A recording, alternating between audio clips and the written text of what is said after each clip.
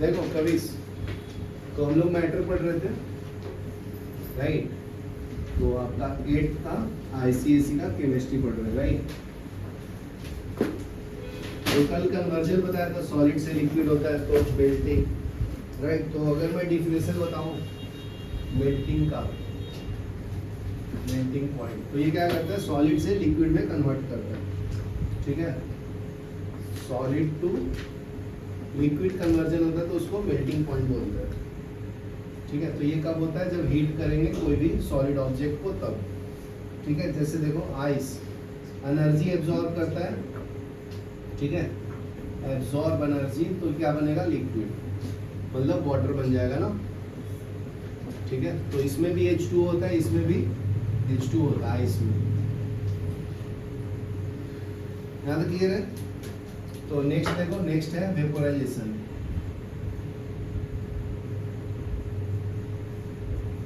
Vaporisation में क्या होगा, लिक्विड से वेपर फॉर्म में कन्वर्ट होगा, लिक्विड टू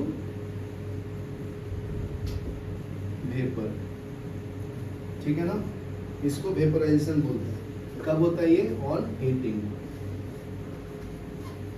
ठीक है? तो यहाँ पे लिक्विड से गैस बनेगा, जैसे H2O लिक्विड फॉर्म में है और ये कन्वर्ट होगा H2O गैस फॉर्म में, जिसको हम लोग स्टीम भी बोलते हैं ना, या वाटर वेपर बोलते हैं। तो ये क्या कन्वर्ट हो गया, water to water vapour, water vapour, उसको क्या बोलते हैं, वेपोराइजेशन।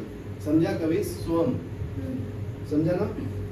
नेक्स्ट है लिक्विफिकेशन, थर्ड देखो, लिक्विफिकेशन, यहाँ पे ई यूज करता है, ई फिकेशन, ठीक है? तो लिक्विफिकेशन कब होगा, बताओ कभी, जब गैस को लिक्विड में कन्वर्ट करेगा, उसको क्या बोलेंगे, लिक्विफिकेशन। तो लिख लो वेपर और गैस भी लिख लो ब्रैकेट में, गैस टू लिक्विड। तो ये कब होगा, जब तुम कूल करोगे कोई भी ऑब्जेक्ट को, तब नो, एट कूलिंग, तो इसको हम लोग वेपोराइजेशन, लिक्विफिकेशन बोलेंगे। तो ये कब होगा, वेपर से लिक्विड बनेगा, वेपर टू लिक्विड, ठीक है? फोर्थ लिखो सॉलिडिफिकेशन। सॉलिडिफिकेशन कब होगा, कभी सॉलिड बनाना है, लिक्विड से सॉलिड ना, हाँ, लिक्विड टू सॉलिड, ये सिंबल है, L for liquid, S for solid, ठीक है? तो यहाँ पे कन्वर्जन क्या होता है, conversion of liquid to solid. तो ये भी कब होता है, कूलिंग के टाइम ना, at cooling, is called solidification, ठीक है? फिफ्थ है सब्लिमेशन। सब्लिमेशन, सब्लिमेशन कब होता है, जब डायरेक्ट सॉलिड से गैस फॉर्म में कन्वर्ट होता है, तब conversion of solid into change of state. तो sublimation, conversion of solid into gas is called sublimation, ठीक है? तो ये कैम्फर में होता है, नेफ्थलीन में होता है, conversion of solid into gas directly, ठीक है? Is called sublimation. तो इसके एग्जांपल क्या है, नेफ्थलीन,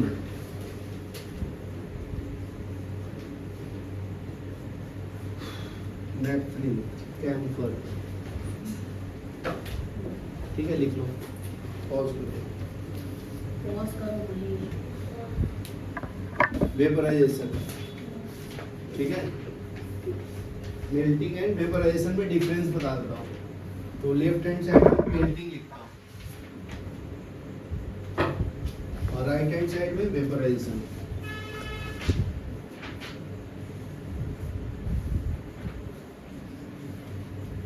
ठीक है? तो डिपोजिशन नहीं बताया, हाँ डिपोजिशन, ठीक है, बता देंगे, गैस से, ठीक है? तो डिफरेंस देखो दोनों के बीच में, on heating solid temperature rises. तो मेल्टिंग कहाँ पे होता है, सॉलिड पार्टिकल्स में होता है। तो सॉलिड में क्या होता है, एटम्स टाइटली बॉन्डेड होता है ना, ठीक है, तो यहाँ पे क्या लिखेंगे, on heating solids temperature rises, temperature rises. और वेपोराइजेशन में क्या होता है, लिक्विड पे होता है, ऑन हीटिंग लिक्विड, ये लिक्विड पे एप्लीकेबल है वेपोराइजेशन, मेल्टिंग किस पे एप्लीकेबल है, सॉलिड पे। तो on heating liquid temperature rises, temperature rises, ठीक है। तो दूसरा पॉइंट क्या है, पार्टिकल इसमें एनर्जी गेन करता है, पार्टिकल्स गेन एनर्जी, तो इसमें भी तो गेन ही करता है एनर्जी।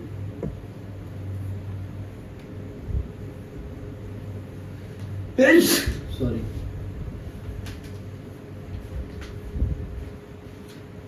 ठीक है, यहां तक क्लियर है। थर्ड पॉइंट देखो, heating supply to solid is stored at potential energy.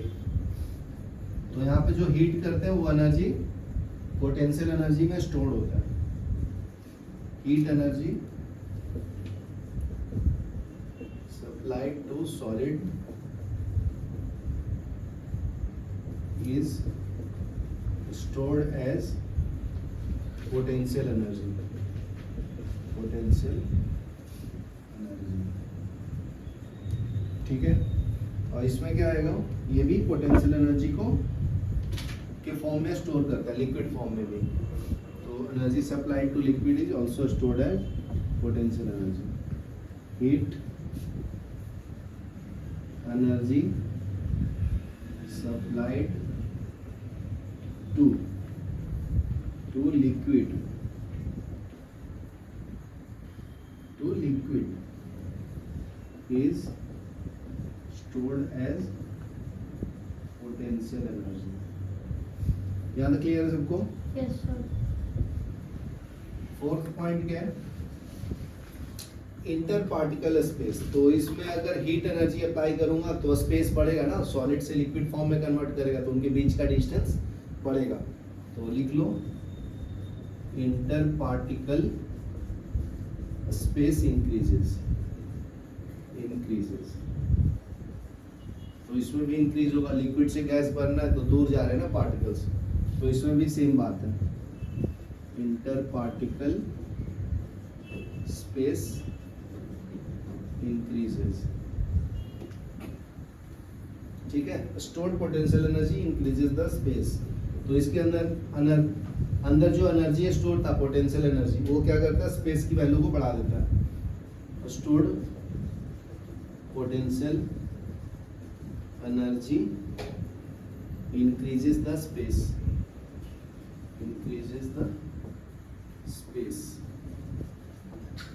ठीक है। यहाँ पे भी सेम है, तो stored potential energy increases the space,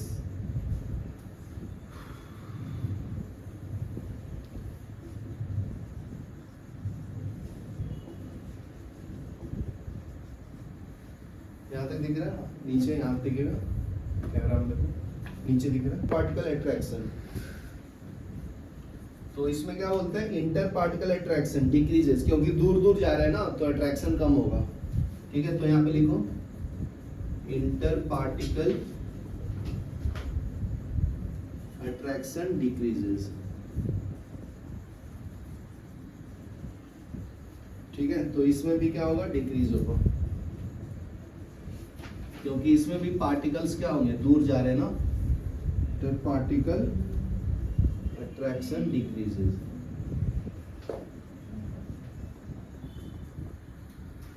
ठीक है। तो इसको फोर्स ऑफ अट्रैक्शन ही बोलते हैं, तो फोर्स ऑफ अट्रैक्शन डिक्रीजेस,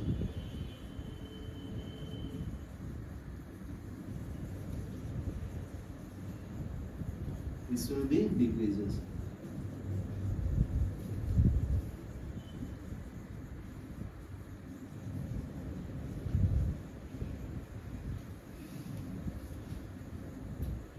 ठीक है। चलो ये लिख लो। नेक्स्ट देखो liquefaction.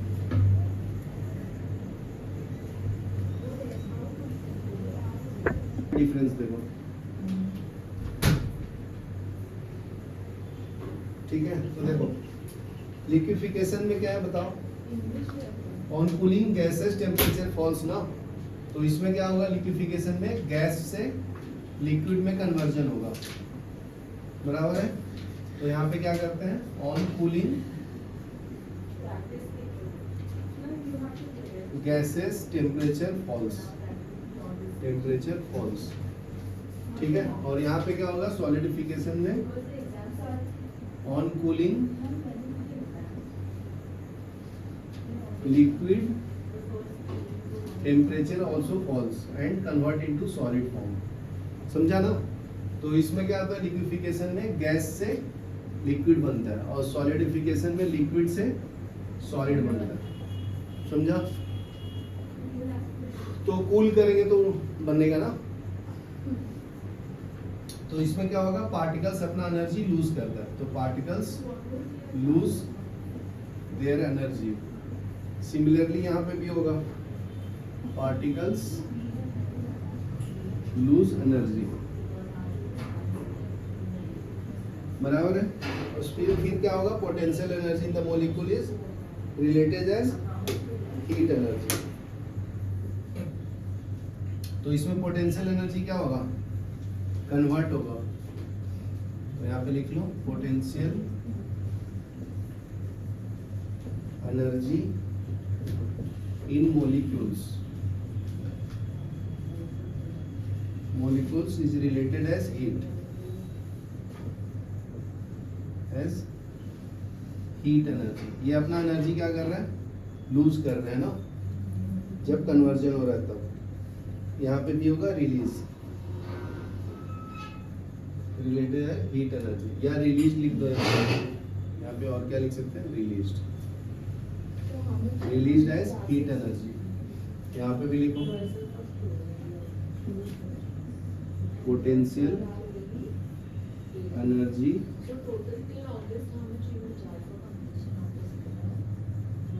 In molecules is related as heat energy, ठीक है। नेक्स्ट है इंटर पार्टिकल स्पेस डिक्रीज होता है, क्योंकि वो गैस से लिक्विड बन रहा है ना, तो पहले दूर दूर था तो ये गैस फॉर्म में था, पास में लाएंगे तो क्या होगा, लिक्विड बनेगा ना, तो ये लिक्विड। तो इंटर पार्टिकल स्पेस क्या होगा, डिक्रीज होगा। Inter particle space decreases gently. तो इसमें भी होगा, जब लिक्विड से सॉलिड बनेगा तो इंटर पार्टिकल स्पेस डिक्रीजेस, ठीक है। इंटर पार्टिकल स्पेस क्या होगा इसमें, इंटर पार्टिकल अट्रैक्शन क्या होगा, इंक्रीज होगा ना, पास में आ रहा है तो फोर्स ऑफ अट्रैक्शन बढ़ेगा ना। तो लिखो inter particle attraction increases, inter particle attraction increases, ठीक है। सिमिलरिटी आ गया। इसमें भी क्या होगा, inter particle force of attraction, एक मिनट, इंक्रीजेस। कंप्लीट कर लेता हूँ फिर बता रहा हूँ, ठीक है। चलो बोलो क्या डाउट है आपका। सर मेरा डाउट है कि मतलब जो पार्टिकल्स मूव होते हैं इंटरमॉलिक्यूलर फोर्स ऑफ अट्रैक्शन में, तो उनका कोई स्पेसिफिक स्पीड होता है, अगर होता हो तो क्या है? होता है, वो कैलकुलेट करेंगे 12th में, उसको बोलते हैं काइनेटिक थ्योरी ऑफ गैस, ठीक है। तो 12th में कैलकुलेट करना है, तो उसके लिए लॉ दिया हुआ है, Boyle's law, Charles law, Avogadro law, ठीक है। तो उनके लॉ पढ़ेंगे हायर स्टैंडर्ड में। चलो pause of mass. Next topic है law of conservation of mass. तो mass is neither created nor destroyed. तो नेक्स्ट टॉपिक है law of conservation of mass.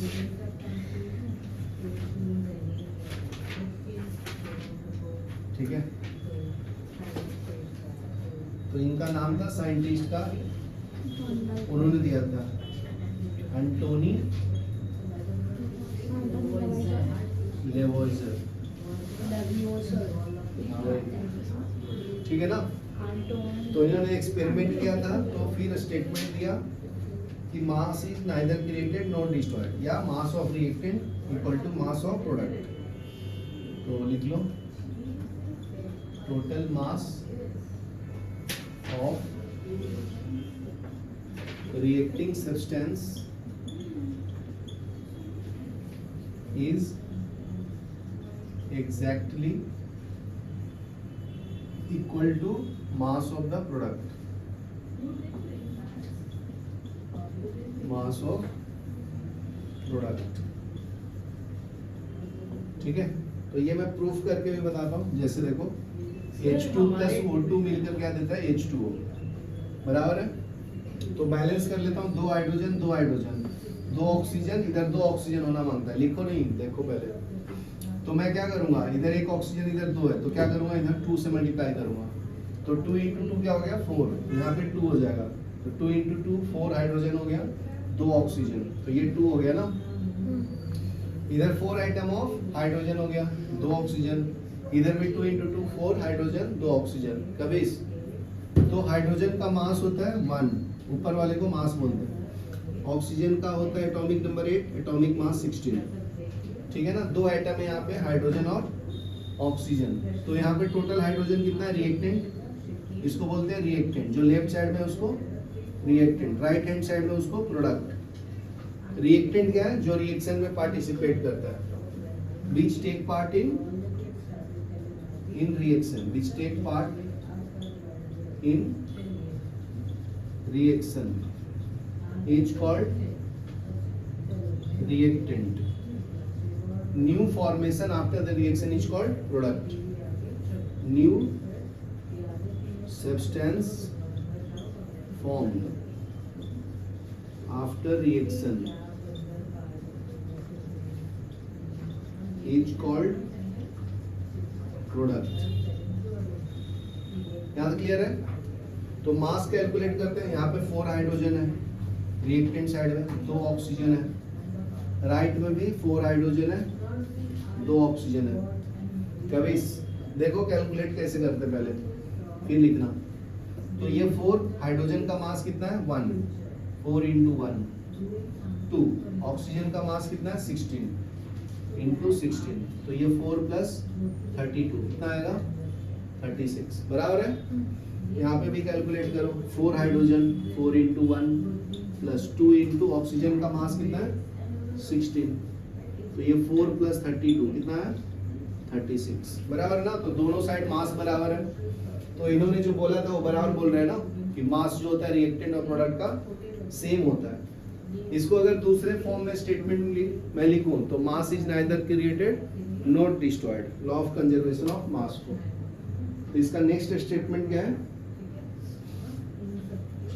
Mass is neither created nor destroyed, nor destroyed is called law of conservation of mass, conservation of mass। यहाँ तक clear है। मैं क्या बोल रहा था, जो हमारे गुरुजा के टेक्स्ट बुक में दिया है उसका डेफिनेशन लिख दूं मैं? चलेगा, दोनों चलेगा। यहाँ तक क्लियर है ना। तो एक्सपेरिमेंट करके भी इन्होंने बताया ना, तो मास क्या होता है सेम होता है। और सिंपल एक्सपेरिमेंट ले लेता हूँ एक और। जैसे देखो हाइड्रोजन गैस और नाइट्रोजन गैस मिलकर एमोनिया दे रहा है 2NH3। NH3 को क्या बोलते हैं एमोनिया, ठीक है। H2 को क्या बोलते हैं हाइड्रोजन गैस, और N2 क्या है नाइट्रोजन गैस। तो ध्यान से देखो, मैं मास बता देता हूँ सबका। हाइड्रोजन का मास तो पहले बता चुका था 1 होता है, नाइट्रोजन का होता है 14, एटॉमिक नंबर 7 होता है। तो कैलकुलेट कर लो, पहले बैलेंस करना होता है रिएक्शन, फिर मास निकालना होता है। तो 2 हाइड्रोजन यहाँ पे कितना है 3 × 2 6 ना, तो यहाँ पे मल्टीप्लाई करना पड़ेगा 3 × 6। यहाँ पे नाइट्रोजन 2, यहाँ पे भी 2 है ना, तो ये कितना होगा 3 × 2 6 हाइड्रोजन और 2 नाइट्रोजन। राइट में कितना है 2 × 1, तो 2 नाइट्रोजन 6 हाइड्रोजन। यहाँ तक क्लियर है? तो अभी मास कैलकुलेट करेंगे 6 × 1 प्लस 2 × 14, ये क्या आएगा 2 × 14 प्लस 6 × 1, तो ये कितना हो गया 6 + 28 इक्वल टू 28 + 6 कितना आता है बताओ 34 इक्वल टू 34। तो दोनों साइड मास बराबर है ना, तो इसको लॉ ऑफ कंजर्वेशन ऑफ मास बोलते हैं। चलो ये लिख लो, फिर ये चैप्टर खत्म हो जाता है।